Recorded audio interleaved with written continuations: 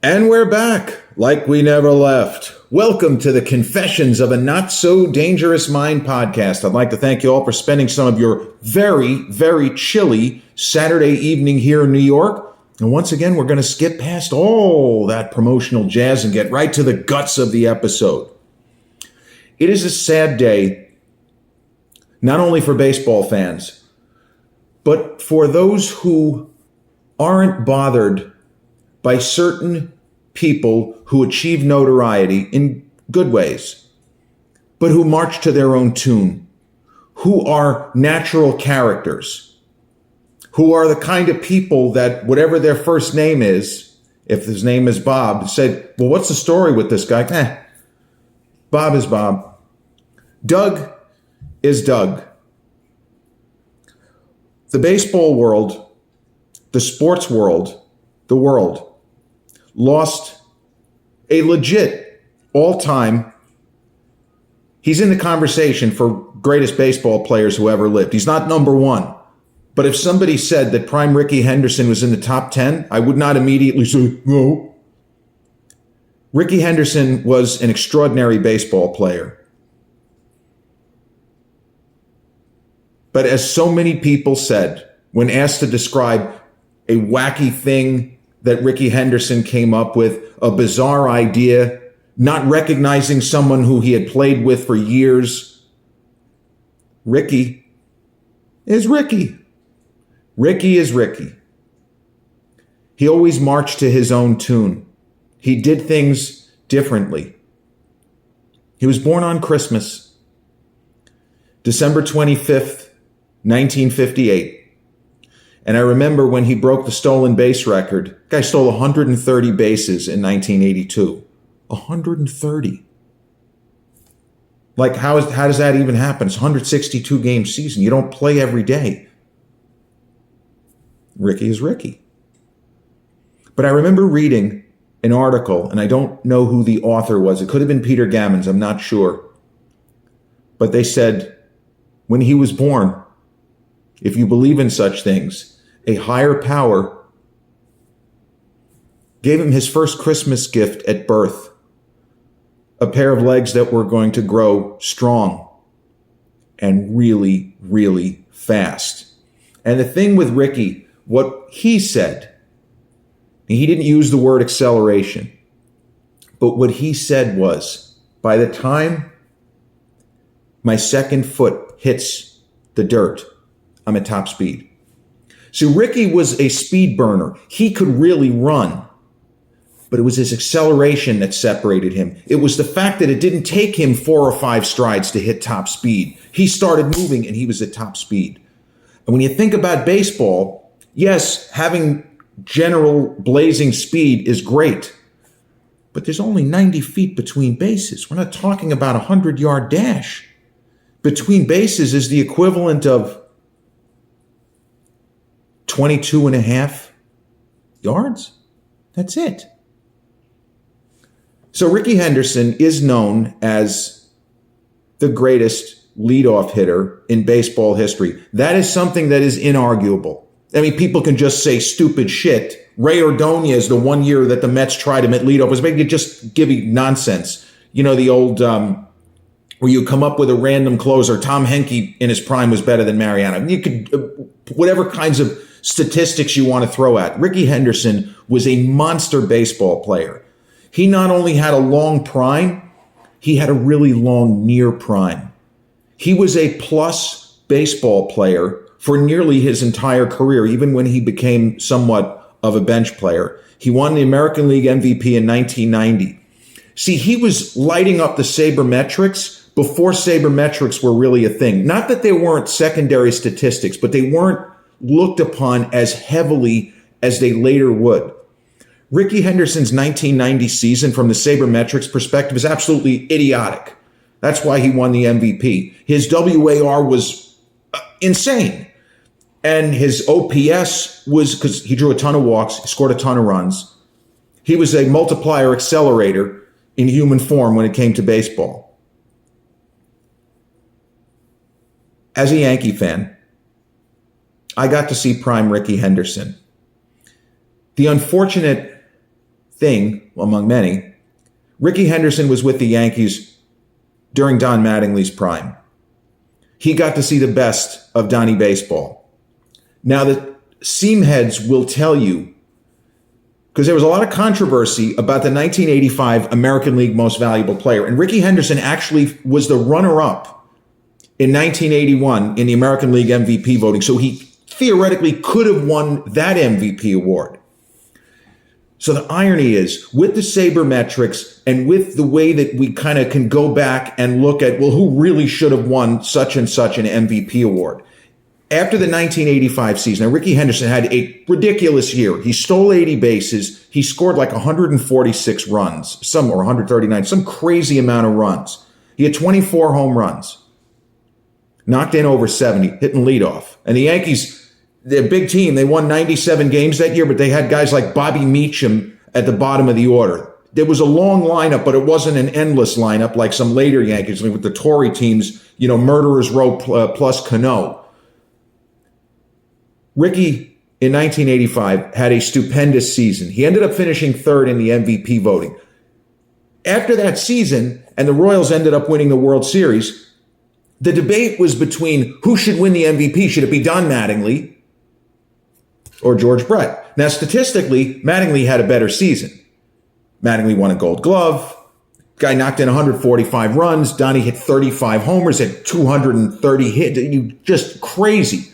But the Yankees fell short. No wild card, 97 and 64, and they're on a golf course the next day.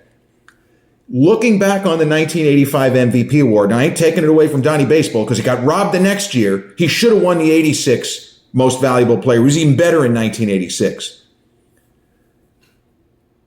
But looking back on it, Rickey Henderson was the best player in the American League that year. And the sabermetrics, the numbers show it was not close. Rickey did so many things, not just well, spectacularly well. He was a pretty good outfielder, too. Didn't have that great of an arm. But in the immortal words of Ken Harrelson, he can go get the baseball. Rickey can go get the baseball.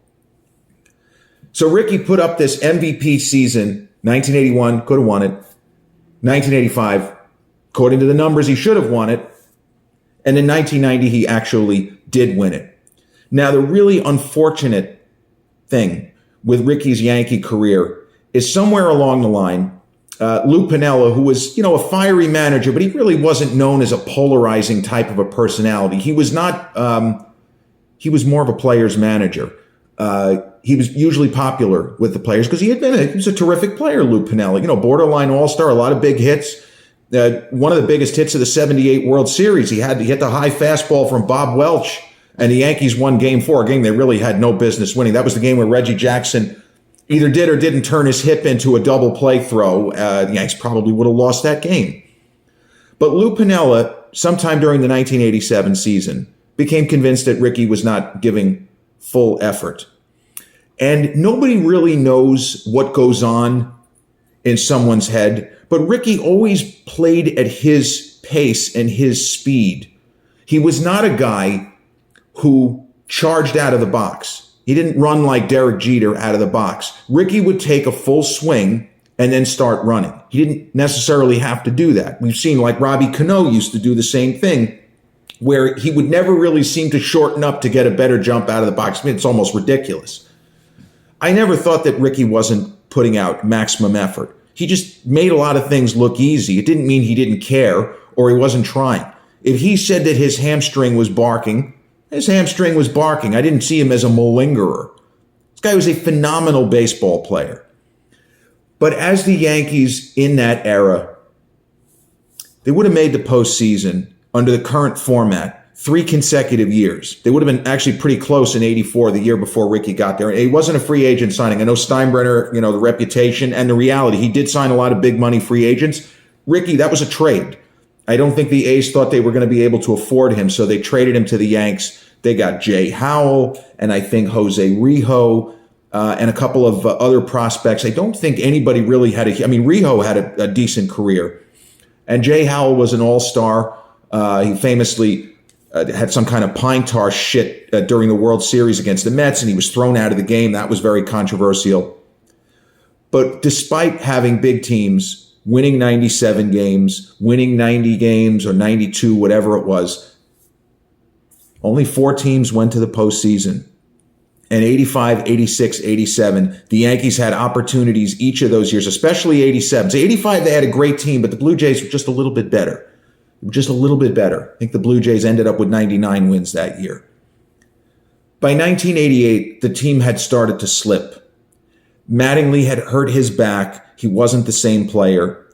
And Winfield had a big year in 88, but he was getting up there in years.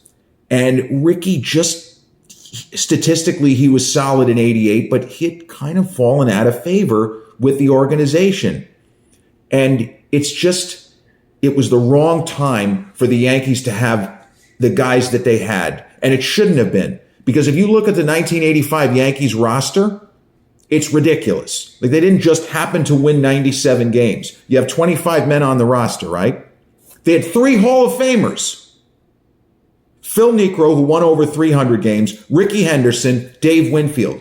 They had 2 other all-timers who, if they had had longer primes, would also be in the Hall of Fame. It was like a 20% Hall of Fame roster. The other 2 guys being Don Mattingly, who looked like he was Stan Musial reborn until his back went out when he was 26, and then he just became an ordinary player, and Ron Guidry. Ronald Ames Guidry. 1978 Guidry, top 5 greatest seasons ever had by a starting pitcher in the modern era. 25-3, 1.74 ERA, 9 shutouts. Guidry looked like he weighed about 140 pounds. He throws 9 shutouts in the American League with the DH. And he held Jim Rice, who was Superman that year. Jim Rice went 2 for 14 against him in 78. So that Yankee team, that's a team that would have been real dangerous if there was a wild card or some kind of a scenario where they're not in the golf course the next day. Just sucks. So in 1989, the Yankees traded Rickey. And it was a controversial trade, but the team had fallen off. As I said, Winfield had gotten injured. Mattingly had one last great year in 1989. But the pitching sucked. It was so bad. Everything was bad. They looked like they were going to make a challenge at a certain point in the season, and then they just flopped. And Dallas Green, hey, I like Dallas Green. He basically got himself fired because he didn't appreciate Steinbrenner meddling, and he started calling him Manager George. Here's a pro tip. Don't call your owner Manager George unless you're trying to get fired. Well, Dallas Green got fired, and then I don't know what the hell George was doing. He brought in Bucky Dent to manage. That was not a great idea. Bucky, I love Bucky, but he was in over his head. And then they ended up with Stump Merrill, he was an organizational guy, but he shouldn't have been a manager. Like, there were people who should not have been in the positions that they were in. George was not listening to the people who he paid to make those kinds of recommendations. And he ended up almost losing Buck Showalter, but that's a whole other thing. Rickey was still in his prime.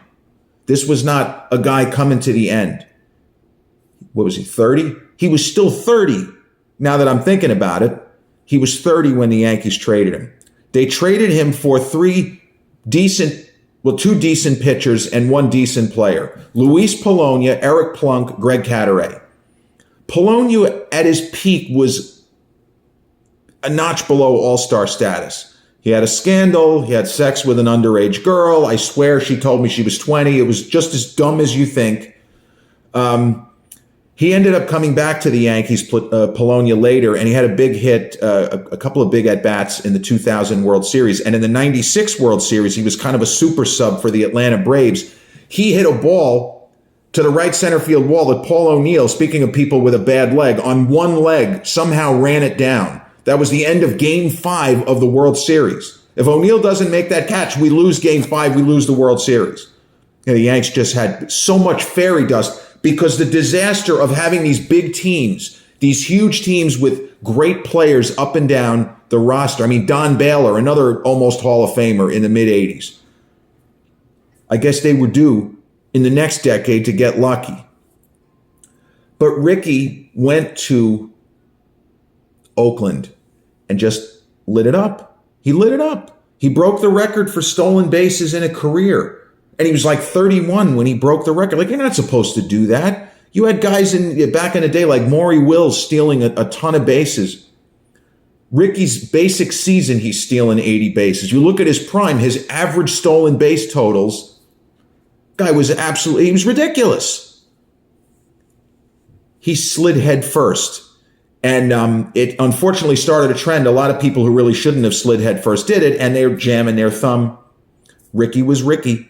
He was different. And yes, you would want to kind of copy him, but he was a real unicorn. He was a generational talent. It's like if you go and you ask me in my Yankee rooting career, who are the most talented guys who you ever saw play from an all-around perspective? The first three names that come to mind: Aaron Judge, Bernie Williams, Rickey Henderson. Those are the three. I mean, you want to put Alex Rodriguez in there? I mean, Alex is kind of compromised, and he didn't come up through the system. In the case of Judge and Bernie, they were system. They were products of a system that had gotten better. But Rickey was unique because he could hit the ball out of the ballpark. He drew a ton of walks. Like this is exactly the kind of player that the sabermetrics guys, the Billy Bean Moneyball guys, Rickey, and ironically with the A's, but he had kind of moved on from the A's by the time Bean got there. But he was the perfect player for it. Draw walks, hit home runs, keep the line moving on the bases. That's where you get the WAR. So Rickey ended up winning a World Series in 1990 with the A's. And I don't know exactly how he got to Toronto. The Yankees had made a comeback from the disaster of the late 80s until the early 90s. And the Yankees had an opportunity to actually win, still no wild card. They had a chance to win the American League East in 1993, but they just fell short. Would have gone to the postseason again under the current structure.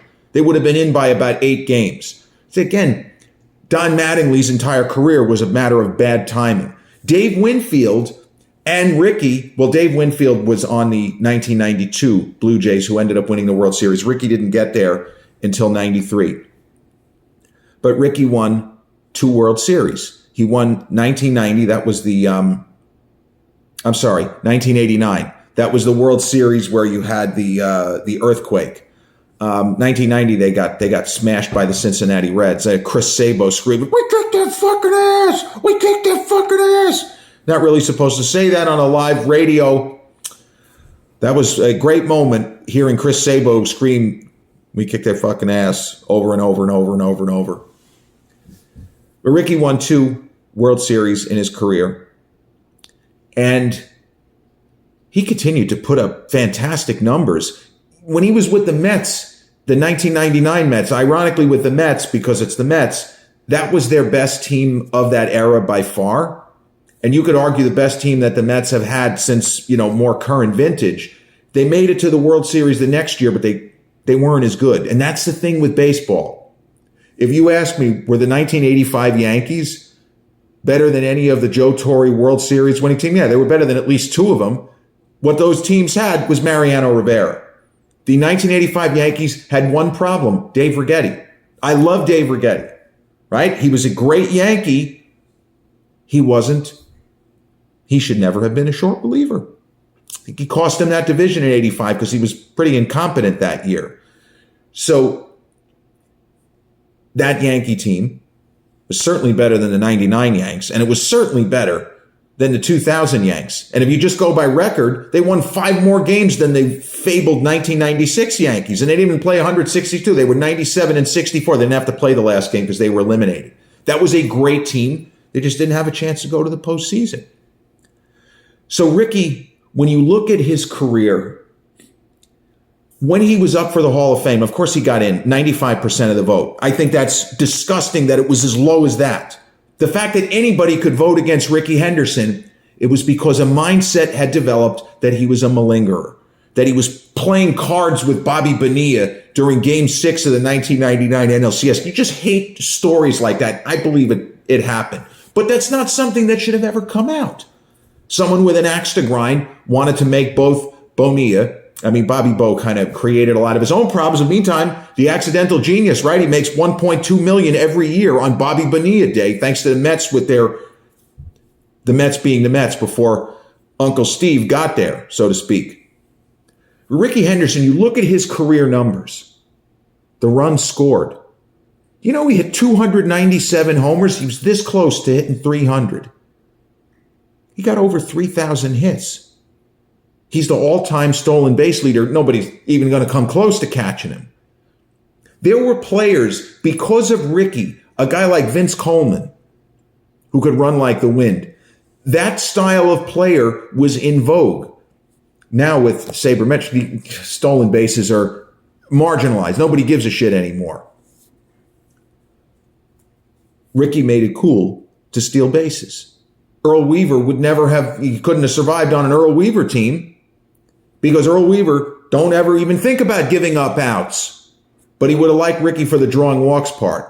Earl Weaver was ahead of his time. What's the best way to win baseball? Draw walks, hit home runs.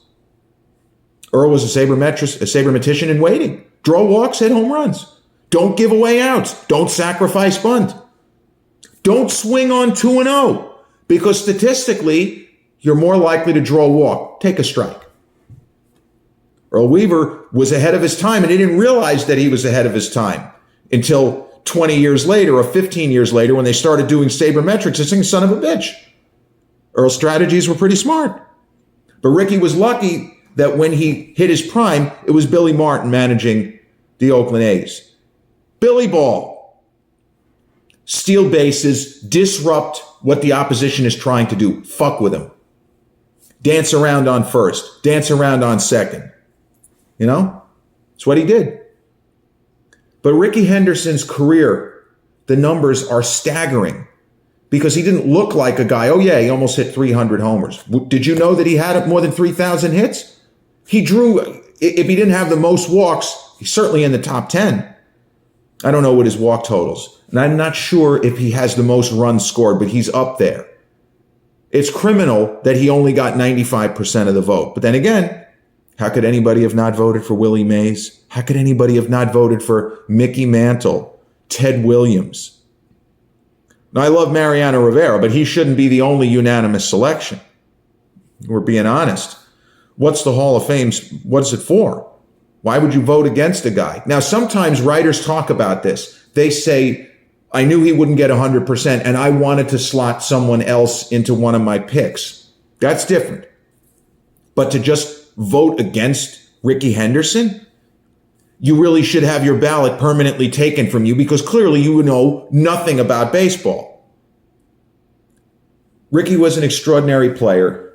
And as I mentioned at the top, he was just a natural character. And I don't think that he was pretending to be this way because people had a certain image of him. This was who he was. So, for example, one of the kind of classic Rickey Henderson stories, you can Google this one. Rickey, with the Blue Jays, they won the 93 World Series, as I said. He played with a terrific first baseman, John Olerud. So John Olerud, as a young person, had suffered a head injury. Did not take away from, he was not neurocompromised, but there was a chance that if he suffered another head injury, that he could be. So for safety's sake, John Olerud, when he was in the field, wore a batting helmet instead of a cap. It's okay. I remember when it was explained to me at the beginning of his career, they said, no, John, he had a head injury, and this is for safety's sake. So Rickey Henderson played with John Olerud hundreds of games. They were friends. They hung out. They were part of similar cliques or groups or whatever it was. They knew each other. A number of years later, here's Rickey Henderson on the Mets and John Olerud on the Mets. So they're on the field, and one day, John Olerud smiles at Rickey, and Rickey smiles at John Olerud, and said he called everybody Jack. He's almost like a Hulk Hogan calling everybody brother because he knew so many people. He couldn't remember anybody's name, so it's easy to just call him brother. We're going to the combat zone, brother. Rickey Henderson called everyone Jack. unless he was 100% sure he knew their name. So he sees John Olerud, who he had played with 3 seasons, 4 seasons, I don't know exactly how many. He sees him. This isn't that many years later. He said, "Oh, I used to play with a guy in Toronto who wore a helmet in the field." John Olerud said, "Ricky, what are you talking about? That was me." Nah. He honestly didn't. He didn't remember. He remembered he played with a guy with a helmet, but Ricky being Ricky, he didn't connect. Oh, this is the same guy. That's Ricky for you. And one other story. There was a strike. There was a 2-day strike during the 1985 season. Now imagine a world before cell phones where the mobile phones of the day looked like this. They were quite large, larger than your head for sure, and heavy as fuck. Didn't have much of a battery life, and you had to be in perfect reception. It was pretty much a waste. So it was not as easy to communicate with somebody. If they lived out of a suitcase or in a hotel, unless you knew where they were, you didn't know where they were. So the strike, I guess, got settled after 2 days, and then there was some chatter on the radio and on TV that nobody knows where Rickey Henderson is. Everyone else has called in. I mean, did they have to call Steinbrenner? I don't know what they had to do. But when the strike was settled, Steinbrenner's people, whether it was GM, I don't know who it was, they must have put out some kind of a telex or a FedEx, something. Report, we're going to play tomorrow. Everybody reported they couldn't find Rickey Henderson. So I remember literally we're watching the news, and as Dave Winfield, I haven't talked to him. Don Mattingly, I don't know where the hell he is. My mom, she goes, he's probably with some girl somewhere. She don't want to know. My virgin ears. But my mom was implying he's not plugged in like everyone else. This guy does his own thing. Ricky is Ricky. He might just be with some girl. Maybe he thought the strike was going to go on for a week. Rickey Henderson, extraordinary baseball player, natural character, really good with fans. You see pictures of him at autograph signings and meeting people. Darryl Strawberry posted a nice tribute in his honor. Dave Winfield also posted a nice tribute in his honor. If you ask me to name off the top of my head the 10 greatest baseball players in their prime, I don't know that I would have said Ricky. But Ricky doesn't really have to take a backseat to too many people who ever played the game. That's how good this guy was. He was not a malingerer. He was a dynamite, a force on the field for better part of 2 decades. Didn't quite have as long of a prime, near prime as Derek Jeter, but he was close. And that's really saying something. Didn't know that he had been sick. Apparently it was pneumonia that took him 4 days shy of what would have been his 66th birthday. The world is a little bit less bright without one of the brightest lights in the history of Major League Baseball, Rickey Henderson, gone too soon at 65. This has been episode 386 of the Confessions of a Not So Dangerous Mind podcast. I'd like to thank you all for joining me for this somewhat somber episode. I got the news. I was gutted. I was practically crying before. When you're a big fan and you watch somebody for years, it's not that he felt like he was part of the family, but he was a Yankee. He was one of our guys, even though he won World Series elsewhere. And if you check out this episode on the YouTube channel, haven't done so already, please click like, subscribe, comment, share, turn on those notifications. Or if you catch this episode on the audio platforms such as Podbean, Spotify, iTunes, or the others in which we're hosted, same general rule applies. Click like, subscribe, share, and turn on those notifications. I'll be back with a new episode real soon. Till then, peace and all prayers and blessings and well wishes to Rickey Henderson's family. Night.